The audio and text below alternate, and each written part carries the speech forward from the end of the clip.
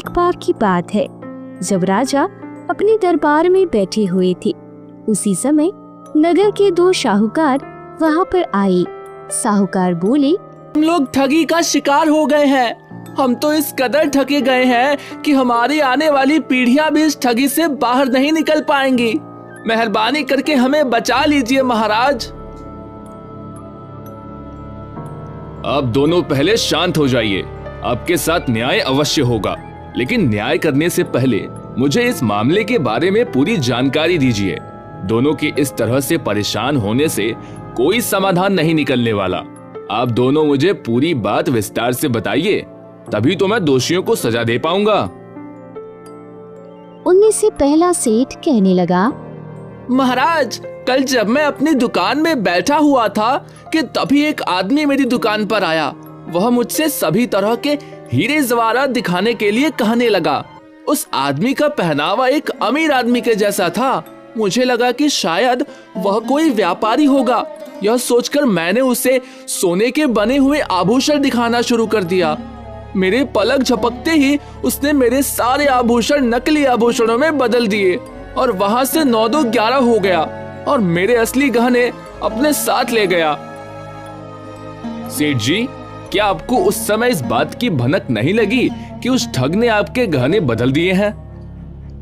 महाराज, मुझे इस बात की थोड़ी सी भी भनक नहीं लगी। दरअसल वह आदमी मेरे आभूषणों के जैसे नकली आभूषण अपनी योजना के अनुसार साथ में ही लेकर आया था।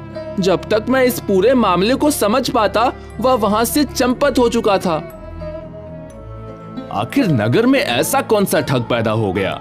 सेठ जी, आप भी मुझे बताइए कि आपके साथ क्या हुआ। महाराज, मेरे साथ भी एक बहुत ही अजीब घटना घटी है। महाराज, उस ठग ने सेठ जी के यहाँ से जितना भी सोना चांदी लूटा था वह मेरे यहाँ पर बेचकर चला गया और साथ ही उसने आधे से ज्यादा गहने मुझे नकली बेच दिए। सेठ जी, आप सोना खरीदते समय उस सोने की परख नहीं करते कि वह शुद्ध है या फिर मिलावटी? आखिर आपने कैसे नकली गहने उससे खरीद लिए? महाराज, मैंने उसके गहनों की जांच की थी, लेकिन सभी गहने की जांच मैं उस समय पर नहीं कर पाया। इसी बात का फायदा उस ठग ने उठाया। आप दोनों अपने घर जाइए, मैं आप दोनों की सहायता जरूर करूंगा। मैं अभी अपने मंत्री से कहकर आपको शाही खजाने से 100-100 स्वर्ण मुद्राएं दिलवा देता हूं, जिससे कि आप अपना व्यापार फिर से शुरू कर सकेंगे। परंतु उससे भी ज्यादा जरूरी बात मेरे लिए यह है कि मैं जल्दी से जल्दी उस ठग को पकड़ूं। मंत्री जी, आप जल्द से जल्द उस ठग का पता लगाइए कि आखिर इतना बड़ा ठग कौन है। मैं उसे देखना चाहता हूं। आप आज से ही उसकी खोज शुरू करवा दीजिए, वरना कल तक तो वह हमारे नगर में बहुत ही आतंक मचा देगा। महाराज, मैं अभी से आपके आदेश का पालन करने में लग जाता हूँ। मैं पूरी कोशिश करूंगा कि जल्दी से जल्दी उस ठग को पकड़कर आपके सामने पेश कर दूं। महारानी, आखिर आप उदास क्यों हैं? ऐसा क्या हुआ? महाराज, आपको तो मेरा दुख मालूम है। मैं पुत्र वियोग की भावनाओं में बह जाती हूँ, जिसके कारण मेरी आंखों में आंसू आ जाते हैं। महारानी, आप एक राजा की पत्नी हैं। आपको इस तरह से दुखी होना शोभा नहीं देता। आपका पुत्र तो यह सारा नगर है। एक राजा और रानी का पहला बेटा तो उनकी प्रजा होती है, और आप इस तरह से आगे कभी भी उदास मत होना। महाराज, आपकी बात बिल्कुल सत्य है। मैं आगे से यही कोशिश करूंगी कि मेरे कारण आपको भविष्य में कोई परेशानी ना हो। हाँ, मैं इसका ध्यान रखूंगी। दूसरी तरफ मंत्री, जो कि ठग की तलाश में निकला था, वह नगर में घूमने लगा। घूमते घूमते वह एक गांव में पहुंचा, जिसका नाम था सुल्तानपुर। आपको मालूम है कि मैंने आपको यह धन क्यों दिया है? जी जरूर, आपको मुझसे कोई काम होगा, इसीलिए आपने मुझे यह धन दिया है। सच में तुम तो बहुत ही समझदार हो। असल बात तो यह है कि मुझे एक जानकारी चाहिए। मुझे एक ऐसे आदमी की तलाश है जो इस इलाके का सबसे बड़ा ठग हो। बात यह है कि मैं यहाँ की राजा का मंत्री हूँ और हमारे राजा का आदेश है कि हमारी नगरी में जो आदमी सबसे बड़ा ठग है उसे महाठग का सम्मान दिया जाएगा। ऐसे चतुर और चालाक आदमी को महाराज अपना दरबारी बनाना चाहते हैं। अरे मंत्री जी, बस इतनी सी बात, आपको ठग की तलाश है ना? तो मेरी बात ध्यान से सुनिए। हमारे पूरे नगर में जो सबसे बड़ा ठग है वह इसी गांव में रहता है। उसका नाम है जनेश। वह एक खानदानी ठग है। अभी फिलहाल ही वो शहर के 2 साहूकारों को लूट कर आया है। यह सम्मान उसके अलावा किसी और को देना उचित नहीं रहेगा। इसका हकदार तो सिर्फ वही है। मंत्री समझ गया कि उसकी मंजिल अब मिल चुकी थी। वो तुरंत उस ठग का पता पूछकर ठग के घर की तरफ चल दिया। मन ही मन कुछ योजना बनाते हुए ठग के घर पहुंच गया। उसने दरवाजे पर आवाज लगाई। अरे भाई, कोई घर पर है तो जरा बाहर आओ। अंदर से ठग जनेश अपने दरवाजे पर आया और उसने कहा, बताइए आप कौन हैं और आपको किससे मिलना है? मुझे जनेश भाई से मिलना है। उनसे कुछ काम है, एक बहुत ही जरूरी काम। कहो, तुम्हें मुझसे क्या काम है? जनेश भाई, सारी बातें इस तरह से खुले में नहीं की जा सकती। आजकल तो बातें भी हवा में उड़कर लोगों में फैल जाती हैं। अगर ऐसी बात है तो चलिए अंदर आ जाइए। सबसे पहले तो मैं तुम्हें अपना परिचय दे दूं। मेरा नाम फोगटमल है और मैं तुम्हारे पड़ोस के ही राज्य का निवासी हूँ और मैं एक महाशातिर ठग हूँ। मेरे राज्य से मुझे देश निकाला दे दिया गया है। मैं अभी इस राज्य में एक कमरा लेकर रह रहा हूँ। बात को गोल गोल मत घुमाओ। यह बताओ कि तुम मेरे यहाँ पर क्यों आए हो? अरे भाई जनेश, मैं तुम्हारी किस्से सुनकर तुम्हारे पास आया हूँ कि तुम बहुत ही शातिर ठग हो, लेकिन तुम तो एक नंबर के डरपोक दास निकले। अच्छा, मैं चलता हूँ। मैं तो सोच रहा था कि हम दोनों मिलकर अपनी ठग विद्या से कोई नया कांड करेंगे, लेकिन लगता है कि मैं गलत जगह पर आ गया हूँ। यह सुनकर जनेश ने मुस्कुराते हुए कहा, भाई तुम बिल्कुल सही जगह पर आए हो। दरअसल मैं ही इस राज्य का सबसे बड़ा ठग हूँ। मेरी ठगी इस तरह से होती है कि कोई भी मेरा कुछ बिगाड़ नहीं सकता। अभी कुछ दिन पहले ही सरेआम 2 सेठों को चूना लगाया है, लेकिन राजा और उसके आदमियों को अभी तक इस बात की भनक भी नहीं लगी। मंत्री ने मन ही मन सोचा, अरे धूर्त, तू कितना बड़ा ठग है, यह तो राज दरबार में ही पता लगेगा। भाई जनेश्वर, तो मेरी योजना को समझ लो। दरअसल मैं चाहता हूँ कि यह रोज रोज का धंधा ही खत्म हो जाए। हम दोनों मिलकर एक ही बार में इतना बड़ा हाथ मारेंगे कि सारी जिंदगी बैठकर खाएंगे। तो भाई जल्दी बताओ, भला ऐसी कौन सी तरकीब है? उसके लिए हमें राज दरबार में जाना होगा। वहां पर सारा इंतजाम कर रखा है। बस हमें वहां पर जाना है और कुछ दिनों तक राजा के महल में नौकरी करनी है। मेरे ही गिरोह के 2-3 आदमी राजा के वहां पर पहले से ही मौजूद रहेंगे। कुछ दिन तक वहां पर नौकरी करने के बाद हम वहां का सारा माल लेकर चंपत हो जाएंगे। भैया तो देर किस बात की है, चलो हम लोग महल की तरफ चलते हैं। इसके बाद मंत्री जनेश्वर को लेकर राजमहल में जा पहुंचा। जब वे दोनों राजा के सामने गए तो जनेश पहली बार जिंदगी में राजा के सामने आया था। वो मन ही मन में बहुत ही खुश भी था, लेकिन उसके पांव तले से जमीन तब खिसक गई जब उसने अपने साथी को एक मंत्री के रूप में बदलते हुए देखा। सैनिकों, गिरफ्तार कर लो इस आदमी को। यह इस नगर का सबसे बड़ा ठग जनेश है। इसके बाद मंत्री ने राजा से कहा, महाराज, आप इस ठग को सजा सुनाइए। धूर्त आदमी, तू इस तरह से ठगी के काम क्यों करता है? तुझे मालूम नहीं कि मैं अपने नगर में चोर बदमाशों को नहीं रहने देता? महाराज, मुझे माफ कर दीजिए। मैं ठगा हुआ धन अभी वापस लौटा दूंगा, लेकिन आप मुझे सजा मत दीजिए। आज के बाद मैं सारे गलत काम छोड़ दूंगा, क्योंकि अब मेरी आंखें खुल चुकी हैं। यह तो अच्छी बात है कि तुम सारे गलत काम छोड़ दोगे, लेकिन जो गलत काम तुम कर चुके हो उसकी सजा तो तुम्हें भुगतनी ही पड़ेगी। और तुम्हारे लिए सजा यह है कि तुम इसी वक्त यह राज्य छोड़कर चले जाओ। तुम्हें देश निकाला दिया जाता है, तुम्हारा घर और संपत्ति जब्त कर ली जाएगी और तुम अब सारी जिंदगी इस राज्य में कभी पांव मत रखना, वरना तुम्हें मृत्युदंड दे दिया जाएगा। महाराज, आपने यह एक गलत फैसला ले लिया।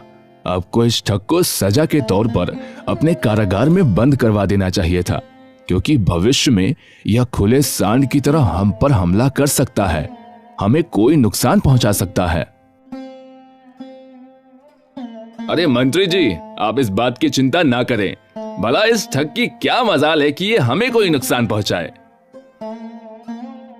दूसरी तरफ जनेश उस नगर को छोड़कर दूसरे राज्य में प्रवेश कर चुका था। उसके मन में राजा के लिए बहुत ही क्रोध आ रहा था। चलते चलते उसे एक संत का आश्रम मिला। उस आश्रम में कई साधु रहते थे। जनेश के मन में यह ख्याल आया, मुझे राजा से बदला तो लेना है। उसके लिए मुझे कोई नई तरकीब सोचनी होगी। क्यों ना मैं भी इस आश्रम में आसरा ले लूं और मैं भी एक साधु बन जाऊं। उसके बाद मैं उस राजा से अपने अपमान का बदला लूंगा। जनेश उसी आश्रम में रहने लगा। इसी तरह से कुछ साल बीत गए। जब राजा ने साधुओं का आश्रम देखा तो उसने सोचा, क्यों ना साधु महाराज का आशीर्वाद लेते चले। राजा अपनी पुत्री के साथ वह साधु महाराज के आश्रम में चला गया और उनसे आशीर्वाद प्राप्त किया। इस समय तक जनेश, जो कि साधु के वेश में वहां पर रह रहा था, उसकी नजर राजा और उसकी बेटी पर पड़ गई। जनेश ने राजा को पहचान लिया और उसे यह भी मालूम पड़ गया कि उसके साथ उसकी बेटी है। लेकिन राजा उस ठग को नहीं पहचान पाया, क्योंकि वो ठग एक साधु के वेश में था। जब जनेश ने राजा की बेटी को देखा तो मन ही मन में उसकी नीयत में खोट आ गया। वो सोचने लगा, मुझे किसी भी तरह से राजा की बेटी को हथियाना होगा।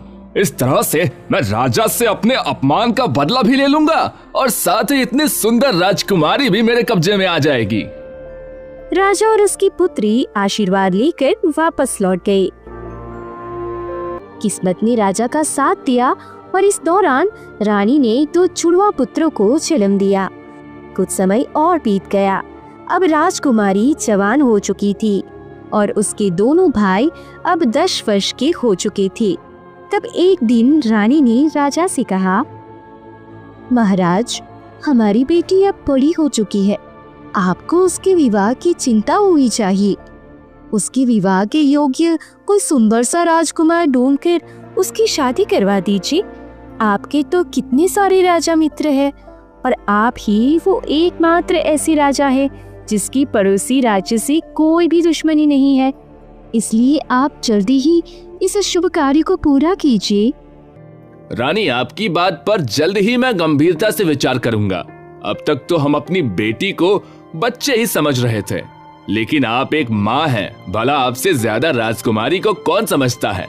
अब मैं किसी प्रकांड पंडित से राजकुमारी की जन्म कुंडली दिखाऊंगा, ताकि विवाह के बाद राजकुमारी को कोई परेशानी ना हो। दूसरी तरफ जनेश्वर को आश्रम में रहते हुए काफी समय बीत चुका था और उसके अंदर राजा के प्रति बदले की भावना और भी ज्यादा बढ़ गई थी। अब वह एक साधु का वेश बना चुका था। वह हमेशा राजा को नुकसान पहुंचाने के बारे में सोचता रहता कि किस प्रकार से वह राजकुमारी को हथियाएगा और राजा से अपने अपमान का बदला लेगा। जनेश ने अगले ही दिन हिम्मत जुटाई और वह राजा के महल की तरफ चल दिया। महात्मा जी, आप तो कोई बहुत ही पहुँचे हुए तेजस्वी संत लगते हैं। कृपया बताइए कि आप कहाँ रहते हैं। महाराज, संत महात्माओं का कोई ठोर ठिकाना नहीं होता। अच्छा लगा तो आपके बगीचे में भी समाधि लग सकती है, नहीं तो फिर जंगल में पहुंच जाएंगे। ना तो हम किसी राज्य के हैं और ना ही हमारा कोई स्थायी राजा है। हम जिस राज्य में रहते हैं, जिस राज्य का अन्न जल ग्रहण करते हैं, वह राज्य हमारा हो जाता है। और इस समय हम आपके महल में हैं, तो समझ लीजिए हम आपके राज्य के हैं। सचमुच आप तो एक बहुत ही पहुंचे हुए महात्मा हैं। मेरी आपसे प्रार्थना है कि आप मेरी बेटी राजकुमारी की कुंडली देखकर उसका भविष्य बताइए। महाराज, मैं तो सिर्फ राजकुमारी का चेहरा देखकर ही उसका भविष्य बता सकता हूँ। आप अपनी राजकुमारी को बुलाइए, क्योंकि बात यह है कि मैं ज्यादा देर तक एक जगह पर नहीं ठहरता। फिर राजकुमारी तुरंत ही राजा के सामने पहुंच गई। राजा ने साधु से कहा, लीजिए महात्मा जी, हमारी राजकुमारी आ गई। अब आप इनका भविष्य देखकर बताइए। महात्मा बने हुए ठग ने राजकुमारी को आश्रम में देखा था, तभी से वह उस पर मोहित हो चुका था। लेकिन जब आज उसने राजकुमारी को अपने सामने देखा तो उसकी सुंदरता देखकर वह दंग रह गया।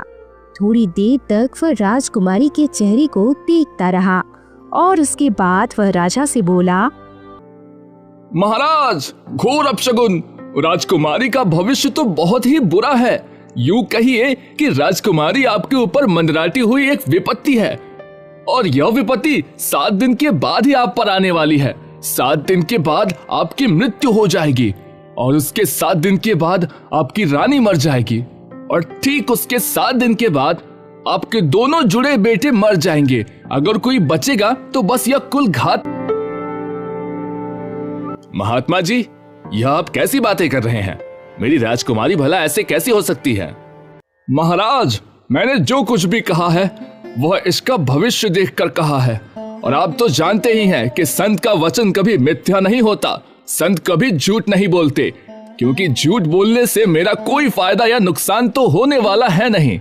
आप यह बताइए, क्या यह बात सच नहीं कि राजकुमारी के जन्म के बाद कई सालों तक आपको पुत्र से वंचित रहना पड़ा?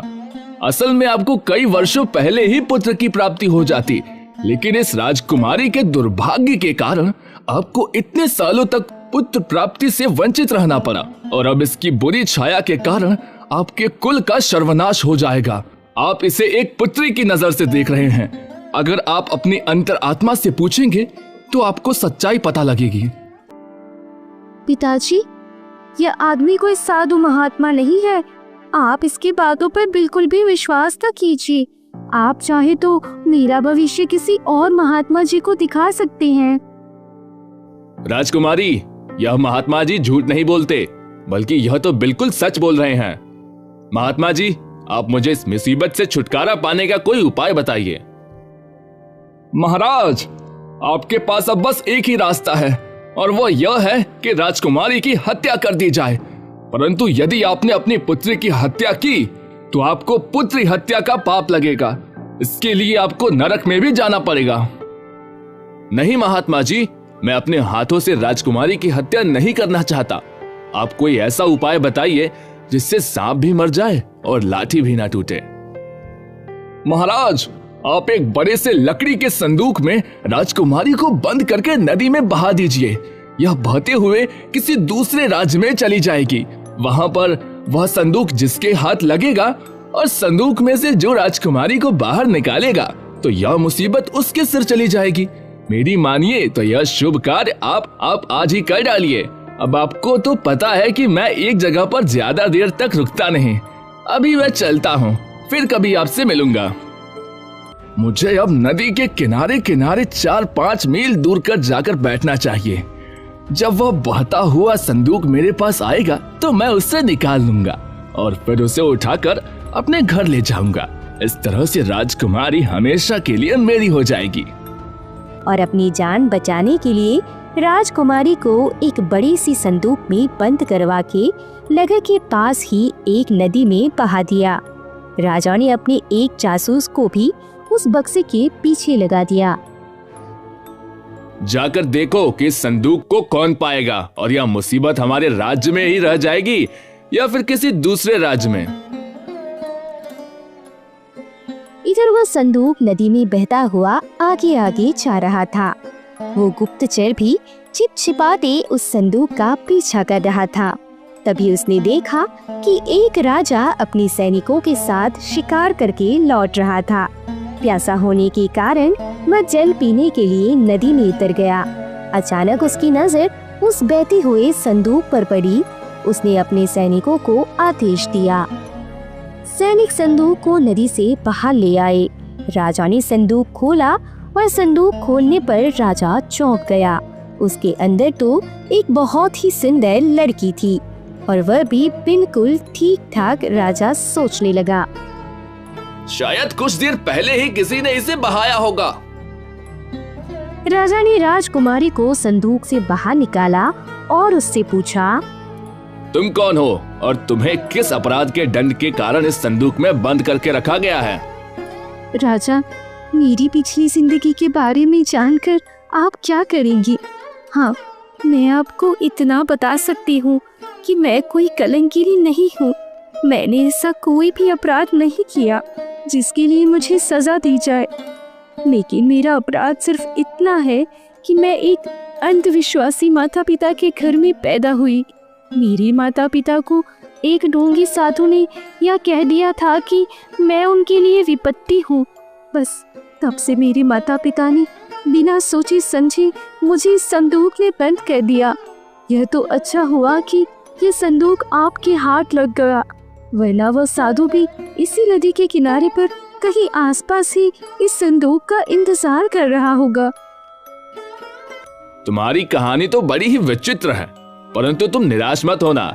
नियति ने तुम्हें मेरी रानी बनने के लिए भेजा है, क्योंकि मेरे गुरु ने मुझे बताया था कि जब मुझे इस तरह से नदी के किनारे पर कोई लड़की मिलेगी तो वह मेरी पत्नी बनेगी और वह मेरे राज्य के लिए बहुत ही भाग्यशाली होगी। तो सुंदर राजकुमारी, मैं तुम्हें सामने से यह प्रार्थना करता हूँ कि क्या तुम मेरी पत्नी बनना स्वीकार करोगी? हे राजन, आप ये प्रार्थना करके मुझे शर्मिंदा कर रहे हैं, क्योंकि मुझे इस संदूक से बाहर निकालकर आपने मेरे प्राणों की रक्षा की है। मेरा तो रोम रोम अब आपका हो चुका है। आप तो सिर्फ आदेश कीजिए, मैं आपका हर आदेश मानने को तैयार हूँ। अगर आप मुझे अपनी रानी बनाना चाहते हैं तो मुझसे ज्यादा सौभाग्यशाली भला कौन दूसरी होगी। आपका हर फैसला मुझे मंजूर है, परंतु इससे पहले मैं ये चाहती हूँ कि उस ढोंगी साधु को कोई दंड मिलना चाहिए। हाँ राजकुमारी, उस ढोंगी साधु को भी दंड अवश्य मिलेगा। मैंने जंगल में शिकार करते हुए एक भालू को पकड़ा है, जिसे पिंजरे में बंद कर दिया है। अब उसे पिंजरे की जरूरत नहीं है, बल्कि उसे तो संदूक की जरूरत है। इस साधु की नकली दाढ़ी, नीच और भगवा वस्त्र सब कुछ नदी में बहा दिया। अब वह एक साधारण मनुष्य की भांति दिख रहा था।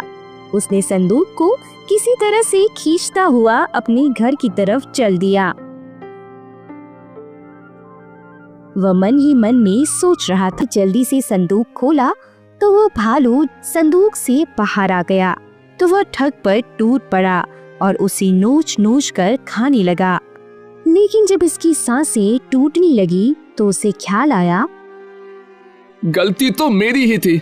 जिंदगी भर मैंने लोगों के साथ धोखा किया, आज उसी की सजा मुझे मिल रही है। इसके बाद उस जासूस ने सारी बातें विस्तार से महाराज को बता दी। महाराज, वह जो महात्मा जी आपके पास आए थे, वह कोई महात्मा नहीं बल्कि एक ढोंगी साधु था, जो कि राजकुमारी को पाना चाहता था। और उस ढोंगी की बात मानकर आपने राजकुमारी को संदूक में बंद करके पानी में बहा दिया। कुछ दिन के बाद वह अपनी बेटी के ससुराल गया और अपनी बेटी से माफी मांगने लगा। लेकिन राजकुमारी ने तो उसे पहचानने से भी इनकार कर दिया। निराश होकर राजा वापस अपनी राज्य को लौट आया। अब वह पश्चाताप की आग में चल रहा था और फिर धीरे धीरे वह बीमार रहने लगा। जब राजकुमारी को पता लगा कि उसके पिता पश्चाताप की अग्नि में जल रही है, तो वह उनसे मिलने के लिए आ गई और उन्होंने अपने पिता को माफ